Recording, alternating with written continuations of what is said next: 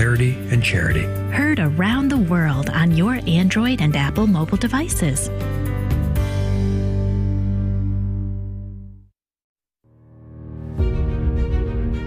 The Simple Truth, rising up to explore the difficult topics of real life.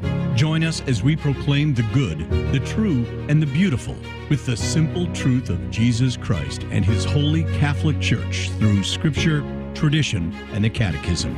And now, your host, Jim Havens. It is great to be back with you on The Simple Truth. We consecrate everything to the Sacred Heart of Jesus through the Immaculate Heart of Mary and the pure, strong heart of Saint Joseph. Today is Testimony Tuesday, where we bring you real, live, first-hand testimonial accounts of the life-giving reality of Jesus and His Catholic Church. Our guest today is Joseph Pearce. He is Director of Book Publishing at the Augustine Institute, editor of the St. Austin Review, series editor of the Ignatius Critical Editions, senior instructor with Homeschool Connections, and senior contributor at the Imaginative Conservative. He is an internationally acclaimed author of many books, including his newest title, Faith of Our Fathers, A History of True England. Joseph Pearce is the world's foremost Catholic biographer, and today he's with us to share some of his personal story. You can also learn more about his incredible journey to Jesus and His Catholic Church by reading his book, Race with the Devil, My Journey from Racial Hatred to Rational Love. Joseph is also a terrific public speaker. If you're interested in booking Joseph Pearce for a talk, you can contact him via the Catholic Speakers Organization, CatholicSpeakers.com. Joseph Pearce, thank you so much for being with us today. How are you? It's my pleasure. I'm well, thank you. Excellent. Well, we always begin at the beginning. Childhood, what was your early life like, your family, the culture that you grew up in? Well, as you would probably gather from my accent, I'm not American. I say to my neighbours here in South Carolina that I'm as southern as they are. It's just that I'm from southern England. So I was born in London, but was raised. So when I was about a year old, my family moved out to the countryside to Suffolk in England, in East Anglia, to the east of the country. And I spent my childhood there, somewhat idyllically, a very happy childhood. But as regards to faith, my parents were typical Anglicans in the sense that they were theoretically Christian, but de facto agnostic. They would have said that they believed in Jesus, but we never went to church. We never prayed ever at any time. The only time we went to church was if someone was getting married or a funeral. We like to watch a carol service on Christmas morning, but that was about the limit of our religious engagement. So I was raised in effectively, at best a subliminal, sort of vaguely Christian culture, but to all intents and purposes, I was raised as an agnostic. Mm-hmm. Yeah, I think that's fairly relatable to a lot of folks who grew up in the United States as well, that sort of a background, and even just growing up in the Catholic faith with similar going through the motions, but not really the real belief, the real faith in what it is that the Catholic Church truly holds and who it is Jesus actually is. And so, Joseph, when did that begin to come alive for you? Or at least let me put it this way, in your early years, let's stick with the early years for a moment, were there any seeds planted during that time where you thought, well, maybe there is something more to this Jesus or to faith in Christ, anything along those lines? Well, not too much. I mean, insofar as I had any engagement with Catholicism was negatively. My father was very anti-Catholic. He referred to Catholics as bead rattlers. So I sort of grew up with this antagonism towards Catholicism, but based on ignorance. I knew nothing about it.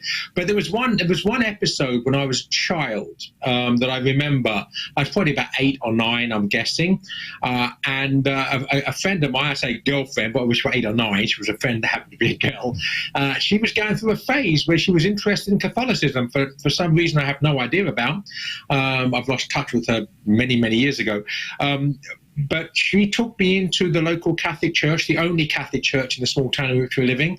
And I had a real sense of a real presence. Now, I couldn't have explained to you what that was, but there was something in that Catholic church that I did not find in any Anglican church I'd been in. Even though the Anglican churches, of course, superficially at least, were more beautiful. I mean, there were, of course, Catholic churches, 1,000 years old, 800 or 900 years old, 12th century, for instance, very beautiful architecturally. But of course, the Blessed Sacrament had been removed, the statues had been removed, the sacred art had been removed, so you have an empty shell. And I think that even as an 8 or 9-year-old, knowing nothing about religion, I could tell the difference between an empty shell and something that had the real presence of Jesus Christ, even though I couldn't articulate it. So that stayed with me. So when many years later I started approaching the Catholic faith, that memory came back to haunt me, so to speak. Wow. And we're talking with Joseph Pearce today and sharing some of his personal story here, Testimony Tuesday on The Simple Truth. Joseph, then, how was it in terms of the education that you were experiencing?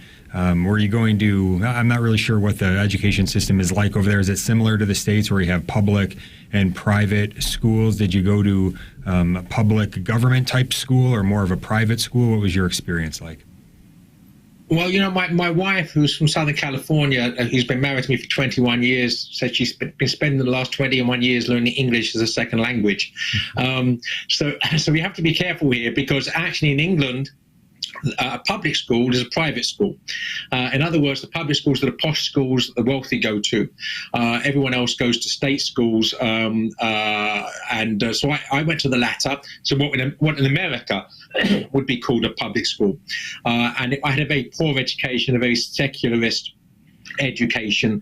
I learned most of the valuable things as a child, actually, as regards education, from my father. Now, I just said that he was anti-Catholic, so I learned that from him, but he also loved Shakespeare, he loved history, he loved geography, he taught himself several languages and was fairly conversant in German. Who left school at 14 because of World War II, but that was that inheritance, because I realized but I love. All right, we're having a bit of audio trouble. We're going to try to see if we can get a better connection there. We'll try to reconnect with Joseph here in just a moment, but yeah, very, very important testimony to hear today with Joseph Pearce. He is prolific in so much of his good work as a Catholic man, and certainly with regard to education. Ignatius Critical Editions is one way that he engages in that way, putting together some great classic works with great Catholic commentary as part of it, in terms of essays that you can read ahead of the classic works, like St. Augustine's Confessions, for example, but many fictional works as well. I think of one that we recently were looking at, Jane Austen's book Pride and Prejudice. There's Ignatius Critical Editions of that as well. Kind of a great way to introduce some interesting storytelling to your young people as they are growing up, and to talk about these things, teach them great lessons with regard to that. As parents, we are the primary educators of our children in every way, most importantly in the way of the faith, in the way of reality, helping them to understand that Jesus is real, the Catholic Church is the real deal. We want to hand this on and hand it on well. And so as we're educating in other subjects, certainly the classics is an important aspect of that. To do it within a Catholic framework, very, very important. And so I very much appreciate Joseph Pearce's work, especially with regard to the Ignatius Critical Editions that you can find wherever you find books. Certainly Ignatius.com, I think, would probably be the website for Ignatius Press, or if that's not, just search Ignatius Press and you can find them that way. But any place where you're searching books, you can find those Ignatius Critical Editions. But so vital to hear about the importance of education and how to put that into a framework of a true Catholic formation. So when we get Joseph Pearce back, we'll dive back into his formation, his education, some of the positives he's sharing with us, as well as some of the negatives, which is important to take a good, honest account of our background. That's something we all ought to do. You can tell when Joseph's sharing his story, he's able to do it freely, right? He's able to share the good and the bad in his background. You can tell he's a man that's truly looked at it and assessed it and been able to do that with an objective eye so that he can talk about it and share it without having to kind of protect against some of the things maybe he wouldn't want to look at or anything like that, but just facing it truly as it is and then being able to speak to it and how it's affected him for good, for bad,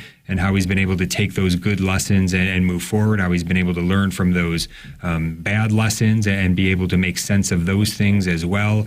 So that's good for all of us, right? And so I guess as we head into the break in just a moment here, something to reflect on. These Testimony Tuesdays are always helpful, not just to hear a great story of somebody else and how Jesus and his Catholic Church has come alive in their life, but also to reflect upon our own stories, upon our own lives. And here maybe we can take a moment to reflect on just the good and the bad in our background, especially in those early years. And to say, there were some bad things, there were some good things. Can I truly make sense of both of those things, assess them as they really are, and try to understand how these things have affected me? So for those things that have been negative in our backgrounds, in our early years, God, help us to see what you want us to see in that. Help us then to be free to be able to look at those things, not run away from them, not be unable to look at those things, but to look at them squarely and to be able to make sense of them and to invite you into them wherever you have not been part of them before. We invite you into those places that might need healing, into those places that might need purification and strengthening. And then those good things, help us to see those good things in those early years as well, and to see how they affected us in positive ways with thanksgiving and with praise of you, God, in these ways that you have provided for us, in these ways through others. So thanks be to God, and also, Lord, have mercy in those ways that we need your mercy and your grace, even in the brokenness. We love you and we praise you. We're going to be right back on The Simple Truth. Stay tuned. Hi, this is Jim Wright, president of the Station of the Cross. Did you know that iCatholic Radio has listeners from more than 122 countries? This means that as an iCatholic Radio listener, you are part of our global Station of the Cross family. If you enjoy listening to our programs on your iCatholic Radio app, please support our fall appeal. Donate directly to our app or call us at 1-877-711-8500 or visit thestationofthecross.com or return an envelope from one of our mailings. Thank you for supporting iCatholic Radio. Have you ever dialogued with someone who espouses relativism, which says there is no truth, or it might be true for you, but not for me? It's pretty frustrating.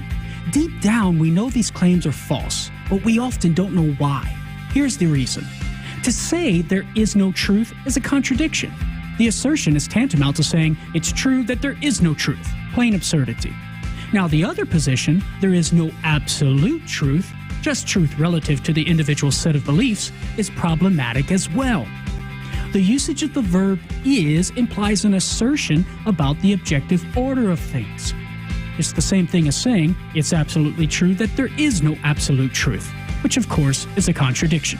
No matter how the relativist slices the pie, he ends up with a contradiction, making relativism an unreasonable worldview. I'm Carlo Broussard with a ready reason for Catholic Answers, Catholic.com. About 1/3 of all internet traffic is directed to what? To filth. And in the course of 1 year, one single filthy website can get up to 36 billion hits, which is about 5 times the population of the whole world. What happens to these souls that visit these websites? Truly risk leading us to hell. That's Sermons for Everyday Living, weekdays from 6 to 7 a.m. Eastern on the Station of the Cross.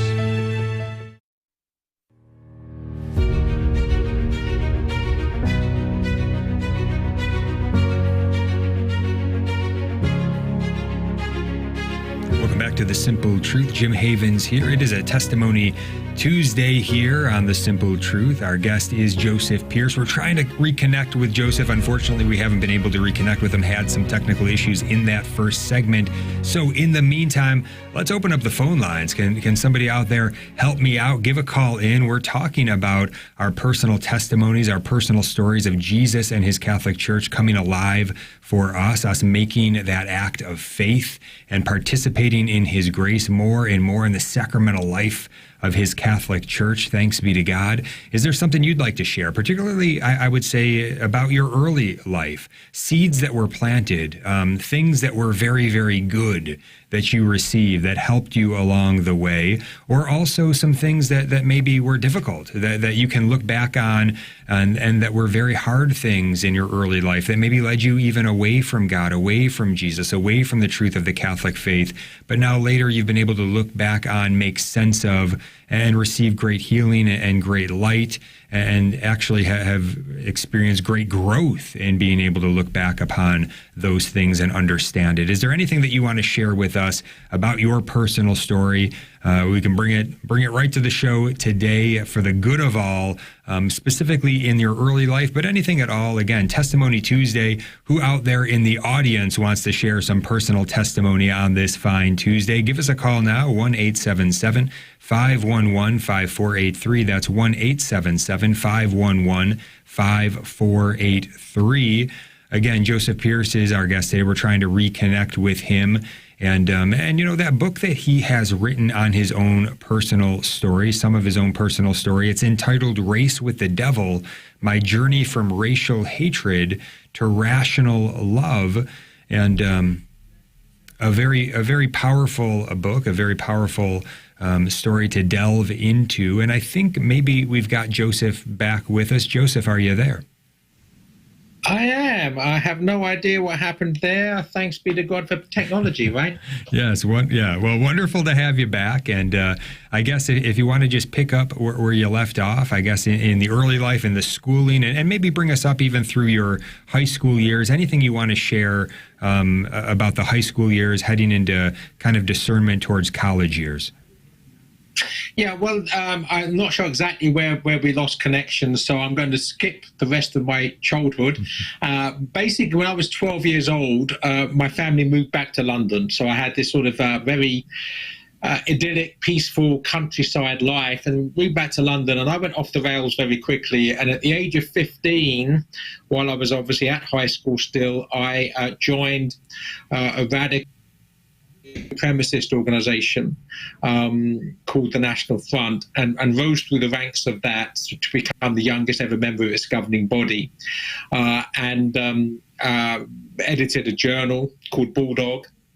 And for editing that magazine, I was sentenced to prison when I was 20 years old for publishing material like to incite racial hatred, so a hate crime. And I spent my 21st birthday in prison, and I came out and carried on as I had before as a radical, and went to prison again when I was 24 years old. I spent my 25th birthday in prison. But between those two prison sentences, I was reading people such as G.K. Chesterton and Hilaire Belloc and C.S. Lewis. So I at the beginning of the second prison sentence, I thought, this is crazy. I don't even believe this stuff anymore. I'm now serving a prison sentence for things I don't even believe in. I've been living a lie. And I actually began to pray for time during that second prison sentence. Oh, Joseph, help us to understand. I guess somebody can hear that you went to prison, and that you also got involved in these racist ideologies, and you went down this track, and they might just hear that part of it and think, how can that happen? Help connect the dots for us a little bit. How does that happen? How did that happen in your life? I'm sure it wasn't just an overnight moment. It was a process. What can you share with us on that? Well, the first thing I mentioned earlier that my father was very anti-Catholic. He was also, very racist. He did not like non-whites. Did not like Irish, for that matter.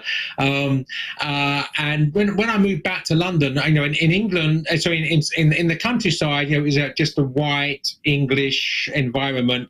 And I moved back to London, and the area I lived in with an awful lot of Pakistanis and Sikhs living in the area, and there's a lot of tension between the white indigenous population and the immigrant population.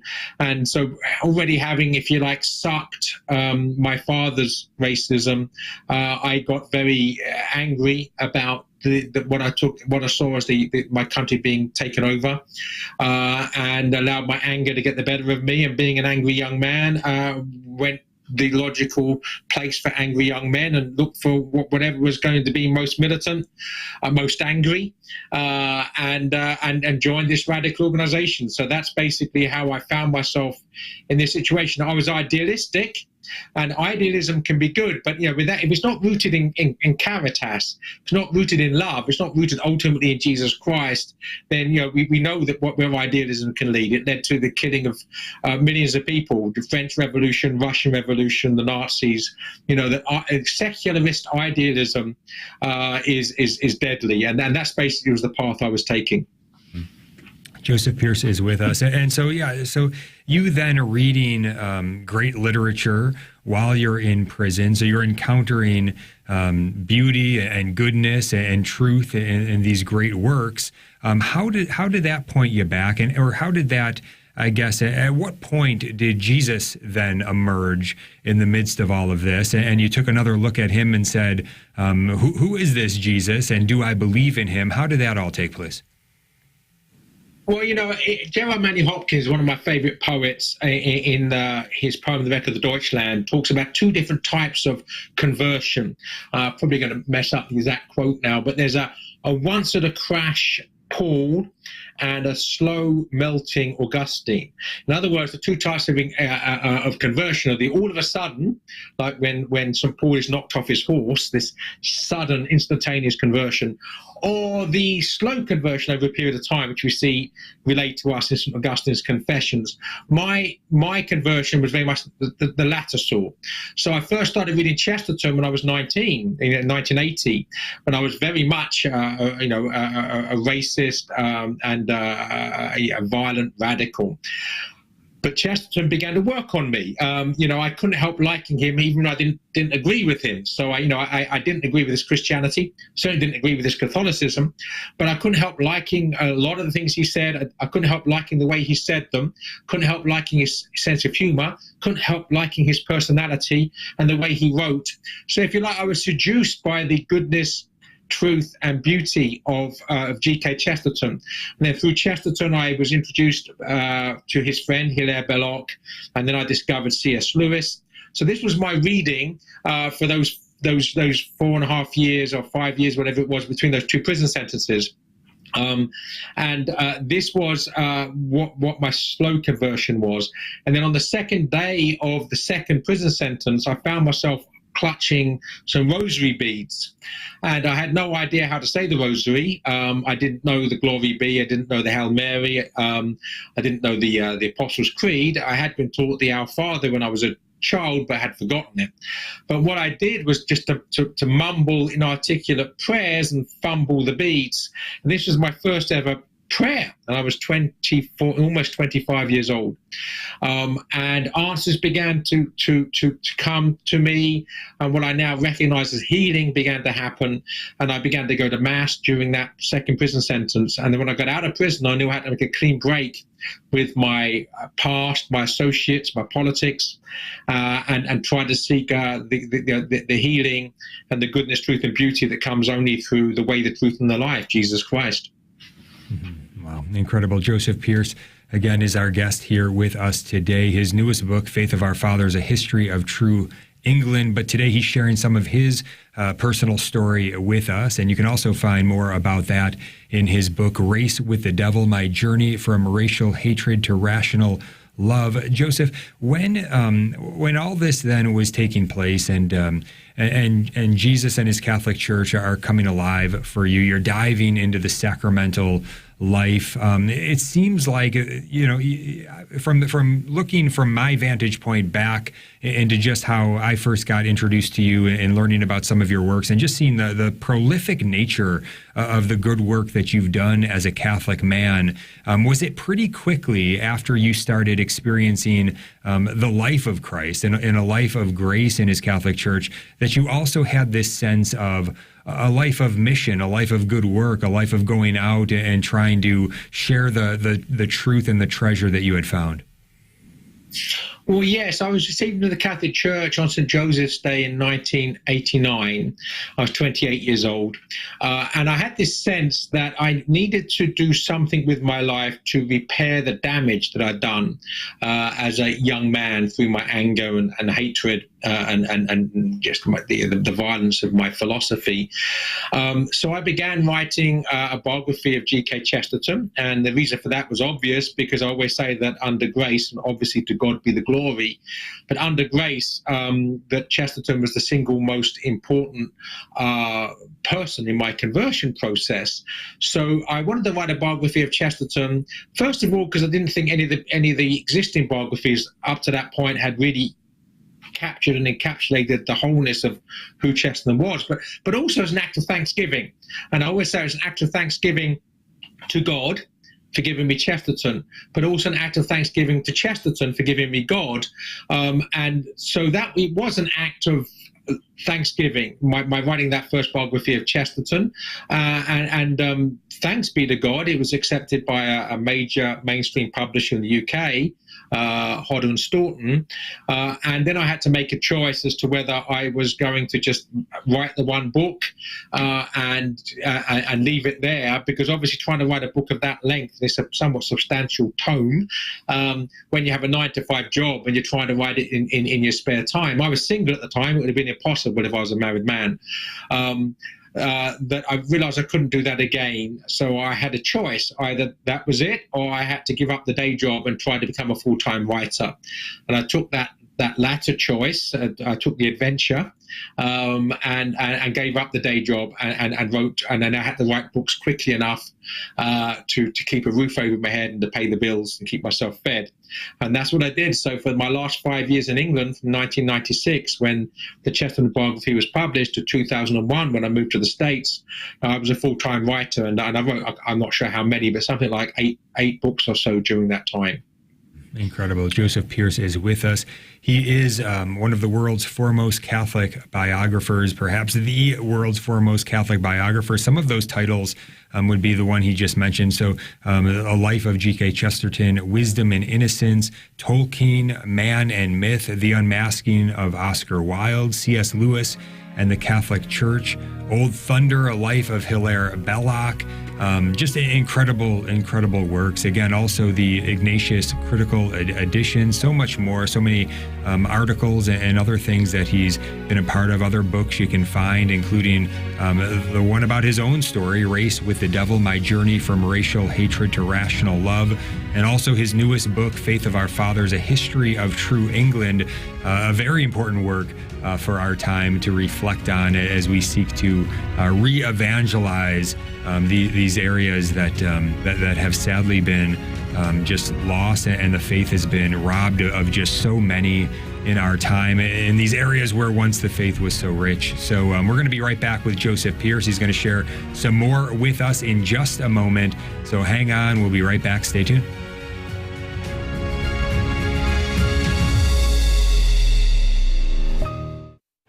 This is Life News Radio. I'm Jim Anderson. Pro-life legal experts say it is becoming increasingly clear that the FBI arrest of a Pennsylvania man on charges earlier dismissed in court is politically motivated.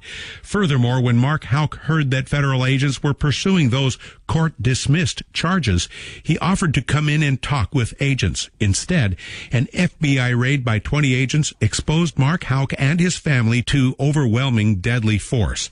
The FBI is facing criticism in the U.S. Senate for its actions, and Bill Donahue of the Catholic League is seeking congressional investigation of the raid. Elections over the weekend in Italy are stunning leftist politicos in Europe. Giorgia Meloni is a faithful Catholic, is pro-life and pro-family. Running up to the election, Meloni blasted both the pretense of woke and of those who seek power by dehumanizing other human beings. Winning by a landslide, she is Italy's new prime minister. This is Life News Radio. Voting this November is so much more than issues like abortion. Your vote this November may be seen as an act of drawing the poison out of a society addicted for over 50 years to abortion and to a disordered sexuality. It is not even about winning. It is about calling our world to cultural ideas that work. Vote like something big depends on you, because it does. In other headlines, at least 2 social media giants are censoring documented criticism of Planned Parenthood founder Margaret Sanger as a eugenic racist.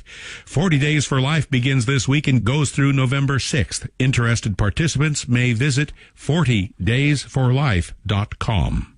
And a survey of U.S. Senate candidates shows every Democrat supporting abortion up to birth. For pro-life headlines delivered to your email address daily, sign up at lifenews.com. This has been Life News Radio.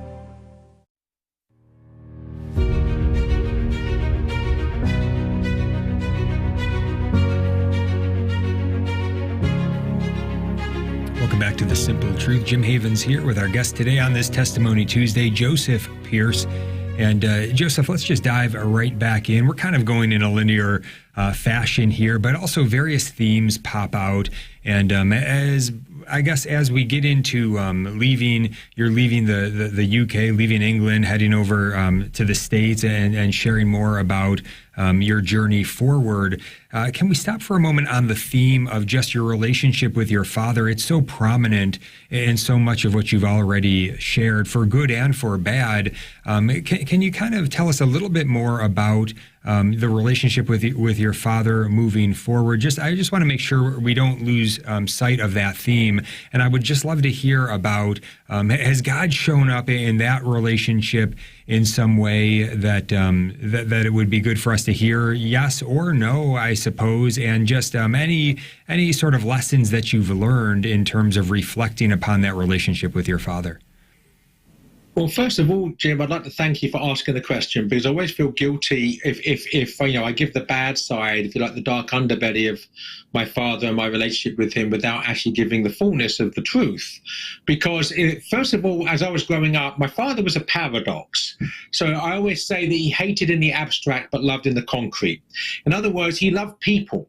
So he was a carpenter, so he worked in the construction industry, and every person he met, regardless of the color of their skin and nationality, he would love them as a person. He just loved people, but he hated in the abstract. So he had ideas about what England was. England, was to be English was to be white, and he's proud of the empire and all of that sort of political stuff, and that abstract politicking clouded his view of reality, but the most important thing is he always loved in the concrete, and I think he passed that on to me. I think I've always loved people, even if I hated in the abstract. So I got that from him. Also, as I said, he was an autodidact. He taught himself. He loved books, and I got that from him. But most important of all, and this is very important, he became a Catholic himself. And spent the last 10 years of his life in the church, and had a very holy death. So, it all's well that ends well, as William Shakespeare would say. Wow, wonderful. So glad to hear that. And again, we're talking with Joseph Pearce today. You can learn much more about him at jpearce.co. That's JPEARCE.co. And share with us now, I guess, as you went forward from, so you're getting into a lot of writing, you're doing a lot there, but then coming on over to the States, what was that like? How did things progress from there? Well, as I said earlier, I was a full-time writer in England. So I was the resident tutor at a summer program in Oxford in 1999. And I met a young American lady there, and subsequently corresponded. And to cut a long story short, that young American lady became my wife, and she moved to England when we first got married. We had our honeymoon in Lucca in Tuscany, beautiful city, and then also in Rome, when we had our marriage blessed by St. John Paul II on our honeymoon. So we got off to a flying start, so to speak.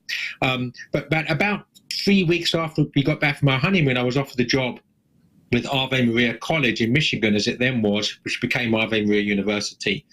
And so only 4 months after we got married, I mean, Susanna, my wife, only lived in England for 4 months, and then I accepted the job. And we actually moved to the States on September the 7th, 2001. In other words, 4 days before 9/11. And the first day of classes for me, so first day on the new job in a new country was 9/11. So it was a surreal experience for everybody. Anybody who was old enough to remember 9/11, it was a surreal experience. But for me, perhaps in a particular way, being new to the country, 4 days in the country, first day teaching at Ave Maria, and 9/11 happened. So obviously a day that nobody forgets, but for me, a very, very, not just a memorable, but somewhat bizarre and surreal day.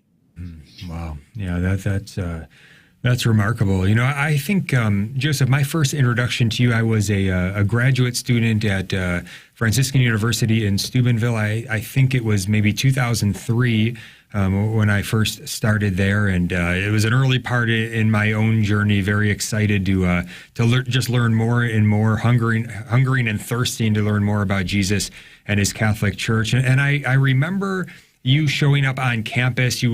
I believe you were part of a presentation with Dr. Regis Martin in regard to the Lord of the Rings, and talking about the books and how I think it was almost like a mock trial that was going on or something like that. But maybe share with us a bit about, just your love of Tolkien as a writer and his works. And you're not just someone who's writing about these things. Your love of these works, your love of these people, it really resonates.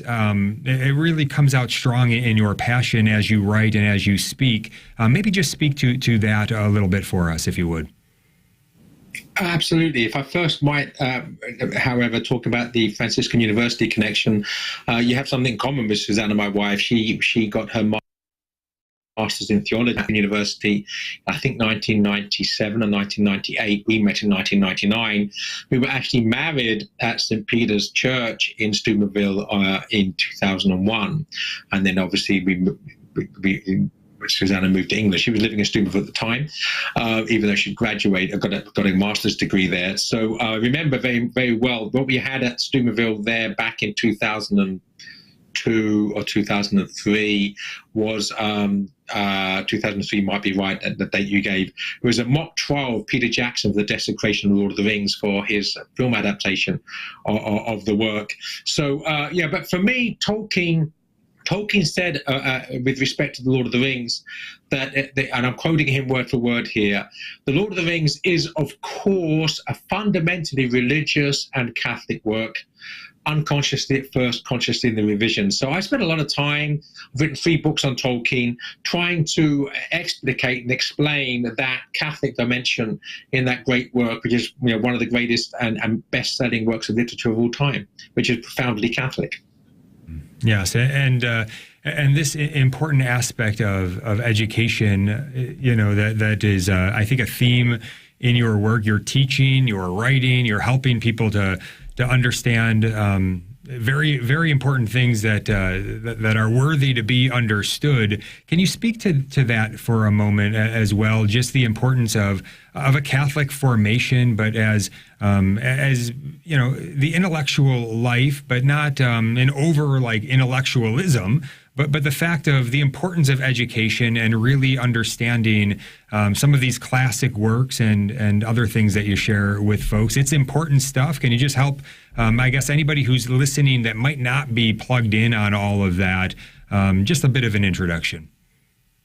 Yeah, so the important thing was I had a very bad education. I had basically a radical relativist education. And the consequence of my bad education was I went to bad places and ultimately to prison twice. So I'm very passionate about education, the difference between a bad education, which can ruin lives and destroy people, and a good education, which can save lives and give life. So that's the foundation for it. And of course, the Catholic Church has always insisted in the indissoluble union, the indissoluble marriage between fides et ratio, between faith and reason. So it's very important that we insist upon the connection between the faith that we profess and reason itself. When the Logos, God is the Logos, God is the ratio. All reason emanates from him because he is the reason for everything, and all the practice, the exercise of reason leads back to him. The exercise of reason leads back to God. So that's a part of my passion for true education. I also believe, by the way, that when Jesus Christ says, I am the way, the truth, and the life, he was saying, I am the good, the true, and the beautiful. I am the fulfillment of those transcendentals of Greek philosophy. The way of goodness, which is love, the truth of reason, and the life of beauty. Beauty is the life in things, not just the life in the thing observed, but the life in the person observing it. The important thing about the relationship between the beholder of beauty and beauty itself is you have to be alive to experience it. Gollum does not see the beauty in an oak tree. You have to have that sense of wonder. Thomas Aquinas teaches us, that there's a fivefold, if you like, we have five physical senses. We also have five metaphysical senses. Thomas Aquinas tells us, begins with virtue, particularly humility. Humility gives us a sense of gratitude. Gratitude opens the eyes in wonder. Wonder leads us to contemplation. And it's only when we move to contemplation we experience the dilatatio, the dilation, the opening of the mind and the heart and the soul into the fullness of the real, who is God. So that's why education is so important. We have to see the connection between the good, the true, and the beautiful, and the way, the truth, and the life. Outstanding. Joseph Pearce is with us. His website is jpearce.co. You can learn much more about him and his good work there, jpearce.co. Joseph, going on from Ave Maria University, what else would you like to share with us in terms of how your life progressed from there? Anything else with respect to the faith that any big moments, any aspects of just faith coming more alive in any unexpected ways? Anything else that you'd like to share with us? Well, one thing that I think one of the greatest gifts that God's given me is during my married life, actually, and paradoxically and possibly ironically, is the gift of suffering. So, our first son, Leo, was born, it's our first son, our only son. We've had 4 miscarriages, so I have no idea whether we have other sons. But our son, Leo, was born with Down syndrome and autism. And he has been an astonishing gift. And someone said to me once, which is profoundly true and affected me greatly, that most of us are here to learn, but some of us are here to teach. And children with Down syndrome are here to teach. So Leo is now 20 years old, has been our teacher, and he's taught us most of the most important lessons that we've learned in our marriage. And then we also had a daughter who is stillborn, the experience of that was such. I remember cradling her in my arms shortly after she was born, looking up at the crucifix. And it's the only time in my life that I felt that our Lord has taken me up with him on the cross and embraced me in crucifixion with him. Every time I look at the crucifix before and since, I see myself nailing him to it. But that particular time, he took me up with him into it. And there was great consolation in his sharing of my suffering and of my sharing of his. So for me, the gift of suffering has been one of the most blessed, painful. No one's saying it's pleasant. It's not about It's not about pleasure. It's about growing closer to God. And the experience of suffering has certainly made me and my wife, Susanna, closer to God. Thanks be to God. So beautiful. Yeah. For anybody right now who might be going through some dark trials, some temptations, maybe in suffering, anything that you would like to speak into that, just knowing the truth of things as you do, anything you'd like to share? Well, the key thing is, that the suffering is unavoidable. And the irony is that those people who spend their time trying to avoid it end up suffering more than those who don't. So, you can't avoid suffering. So running away from it is a waste of time. The key question is what you do with it when you receive it. And there's a wonderful line by a priest character in a novel by a very good novelist who most people won't have heard of, called Maurice Baring. And the priest character in one of his novels says, "The acceptance of sorrow is the secret of life. When you understand that, you will understand everything." Not sorrow, not suffering, but the acceptance of suffering. That's the key. And if you don't accept your suffering, you'll be like the bad thief on the cross. If you do accept your suffering, you'll be like the good thief on the cross. One goes to heaven, and the other's going to be bitter and twisted and go to all sorts of weird places. Yeah, a great blessing to have Joseph Pearce with us. His website, jpearce.co. And if you are going through some difficult sufferings right now and you're tempted to turn from God, just want to encourage you to really listen to those words from Joseph and to just keep that fundamental, simple truth of just turning to God, turning to Jesus on the cross in that time, fighting that temptation to turn away, even though you may feel nothing. Just go to Him, turn to Him. His love is there for you. We'll be right back. Stay tuned. You can listen to any of our network-produced programs at your convenience, wherever you enjoy podcasts. Hear a powerful sermon you need to share with a loved one? Maybe there's a guest or teaching segment that deserves another listen. You can find all of our shows on Apple Podcasts, Stitcher, Spotify, Google Podcasts, our website, and the free iCatholic Radio app. Be uplifted in your faith. Listen today at thestationofthecross.com or on your favorite podcasting platform. Each weekday from 10 to 11 a.m. Eastern, the Station of the Cross brings you Mother Miriam Live. Live your faith as if it's true. Live as a people of God and love one another. Do that, and you will convert your neighbors and the world. Tune in from 10 to 11 a.m. Eastern for Mother Miriam Live on the Station of the Cross and our free iCatholic Radio mobile app. The Catholic Current, bringing Christ to the world and the world to Christ. Sexual difference is something that ties us to all of creation, and that includes our bodies. I'm glad you mentioned that, because there are people who rhapsodize about nature and they want to have everything organic while carpet bombing their bodies with oral contraceptives. But yet when it comes to God really did make us male and female, there seems to be a lot of contradictions. The Catholic Current, 5 p.m. Eastern, from the Station of the Cross and on the iCatholic Radio mobile app. Hi, this is Joe McLean, host of the Catholic Drive Time Morning Show. Weekday mornings, 7 a.m. on the Station of the Cross. We'll keep you informed and inspired with insightful guests and breaking news stories of the day. That's the Catholic Drive Time. Weekday mornings, 7 a.m. on the Station of the Cross and the iCatholic Radio app. We look forward to joining you on the Station of the Cross Catholic Radio Network each weekday morning at 7 a.m. Praise be to Jesus. May God love you.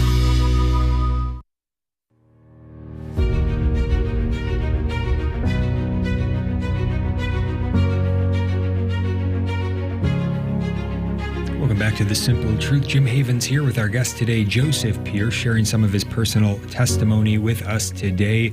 He's a Catholic husband and father, also director of book publishing at the Augustine Institute, editor of the St. Austin Review, series editor of the Ignatius Critical Edition, senior instructor with Homeschool Connections, and senior contributor at the Imaginative Conservative. He's written many great books, including his newest title, Faith of Our Fathers, A History of True England. also one of the world's foremost Catholic biographers, perhaps the world's foremost Catholic biographer. Also has a great book on his own story, Race with the Devil, My Journey from Racial Hatred to Rational Love, as well as being a terrific speaker. And if you're interested in booking Joseph Pearce for a talk, please contact him via the Catholic Speakers Organization, CatholicSpeakers.com. All right, final segment here, Joseph. Down the stretch we come. Anything else that you want to share with us? Any other lessons learned that you'd like to transmit? And then perhaps we could talk a little bit after that about that newest book that you've written, Faith of Our Fathers. But anything that we haven't touched on yet that you really want to make sure to get across? Well, I think the key thing is that we have to understand that the church is the church militant. The church is not just the church militant. The church is the church triumphant, the church suffering, and the church militant. But our part of it, the part in time where we are, is the church militant. And all of us are Miles Christi, soldiers of Christ. And we're fighting, as Tolkien would say, the long defeat with only occasional glimpses of final victory. So we should not worry unduly about the fact that this world is a place of warfare, because it's always been a place of warfare since the fall of man. And we're here as soldiers. And God, in his infinite mercy, gives us a relatively short period of active service in the military, 70 years and 10 proverbially, much short of some people, longer for some people, but the point is it's relatively short. The end of the world, the apocalypse, for each of us is when we die. So all we have to do is keep our own eyes on the finishing line. We don't have to worry about when the world is going to end, because when we enter heaven, please God, and thanks be to God, if and when it happens, we leave this relatively small part of the cosmos, because the cosmos ultimately is the church triumphant in heaven, which is eternal, where there's no sin, where there's no war, where there's no temptation, and that's what we're aiming for. So aim for stars, aim for Jesus Christ, aim for heaven, and the only way to do that is to keep your eye on the finishing line. The four last things: death, judgment, heaven, and hell. Great wisdom here with Joseph Pearce. His website is jpearce.co. Learn a lot more about him and his good work there, jpearce.co. Joseph, in your newest book, Faith of Our Fathers, A History of True England, what is that like, the process of writing these books that you write? I guess I would ask the question this way. In particular, as far as your own personal experience in the process of writing this newest title, Faith of Our Fathers, how did that change you? What was the greatest lesson that you learned in writing it? Well, the key thing is, that the history of England has been distorted. Well, history in general has been distorted. We know what the woke do with it, but England was a profoundly Catholic country for 1,500 years, from the 1st century to the 16th century, and even then, the English did not desert the faith. It was ripped away from them by the King, Henry VIII, and then there was 300 years of glorious resistance by the Catholics of England to that stealing of the faith from England. And then there was a great Catholic revival in the 19th century heralded by St. John Henry Newman. So I wanted to tell that story. There's no book that's been published so far that's adequately given the 2,000-year history of England, from the arrival of the first missionaries in 63 AD, only 30 years after the crucifixion, and then that Catholic presence in England for now almost 2,000 years. I wanted to tell that story, and England's been crucified, and the Catholics of England have been crucified. 150 years between the 1530s and the 1680s, when it was punishable by death in England to be a Catholic priest.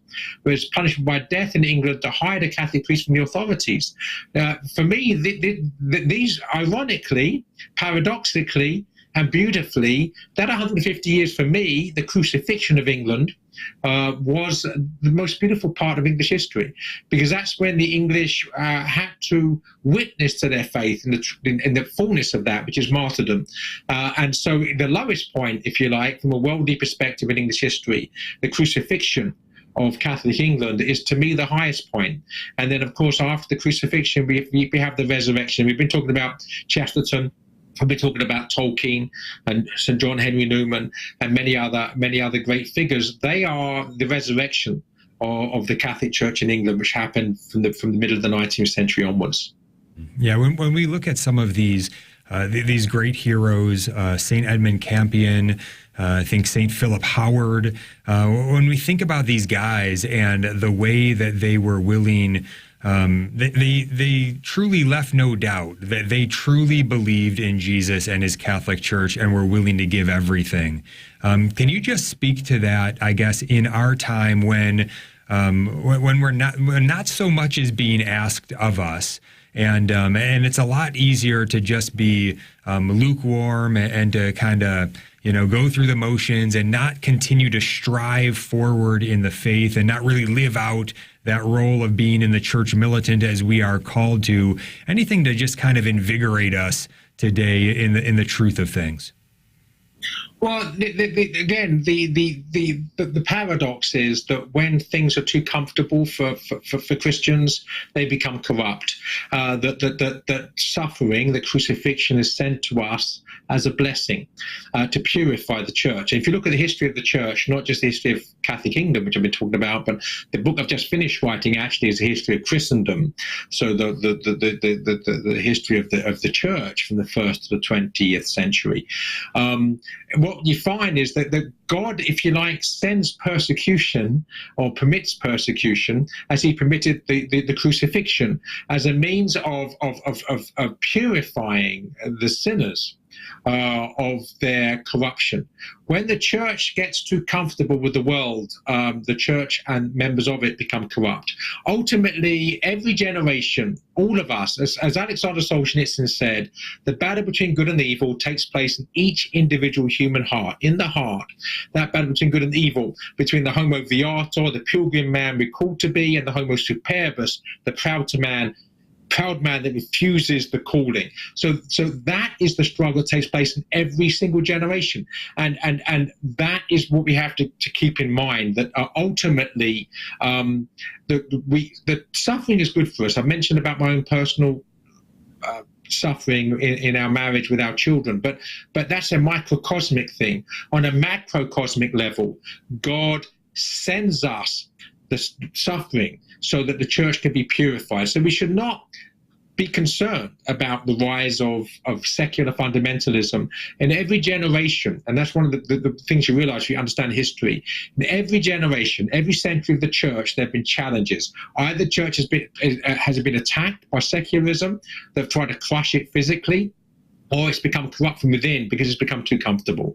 So that's the pattern, that's the oscillation. All we have to do is to play our part along with our brothers and sisters throughout history. And if we get to heaven, please God, our brothers and sisters will be present with us. They won't be the past, they will be with us in the ever presence of Jesus Christ. Mm-hmm. Yes, thanks be to God. Joseph Pearce, thank you so much for being with us today, for all of your good work. And I ask everybody to continued prayers for Joseph and his family, all of his good work as well. Thank you, Joseph. My pleasure. Thanks for having me, Jim. God bless you. Absolutely. God bless you. And again, his website, jpearce.co, jpearce.co. I think a great way to end this is just by remembering that perfect example we have of our Blessed Mother Mary there, standing firm beneath the cross, totally facing her Son, offering up her sufferings in union with his perfectly. This is who we are called to be. So let us go forward with the help of Our Lady to our Lord Jesus, letting him strengthen us, purify us, and to be all that we are called to be in him. God bless you.